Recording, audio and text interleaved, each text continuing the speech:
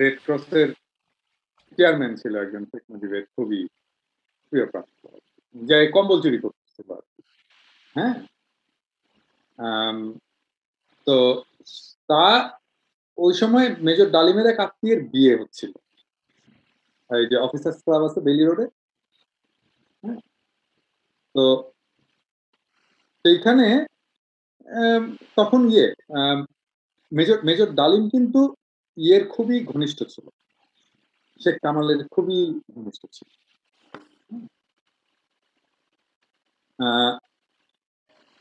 এবং শেখ কামাল যদি কুমিল্লায় যেত তাহলে মেজর ডালিমের বাসায়, এবং মেজর মেজর ডালিম যে কোনো মুহূর্তে শেখ মুজিবের বাসায় যেত আর কি।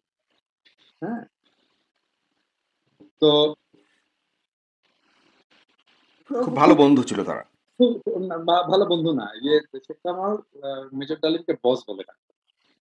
হ্যাঁ, বস বলে ডাকতো, কারণ দুজনেই মুক্তিযুদ্ধে ছিল আর কি। সেই জন্যে তো ওই ইয়েতে দাঁড়ান, আমি ওনার নামটা এই মুহূর্তে ভুলে গেলাম, যেন ওনার নামটা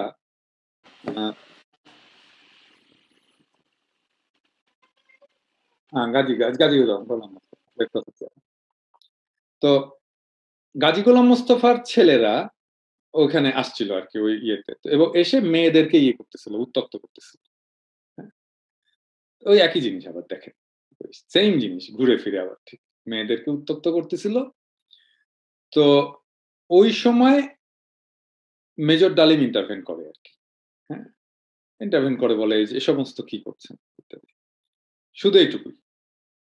এই ঘটনা করার পরে গাজী গোলাম মোস্তফা অস্ত্র শস্ত্র নিয়ে এসে কে মেজর ডালিম, কে মেজর ডালিম বলে, মেজর ডালিম সামনে আসছে, তখন বলে চল তোকে তুলে নিয়ে যাব বলে তাকে টানা হেচড়া করে ইয়ে করছে।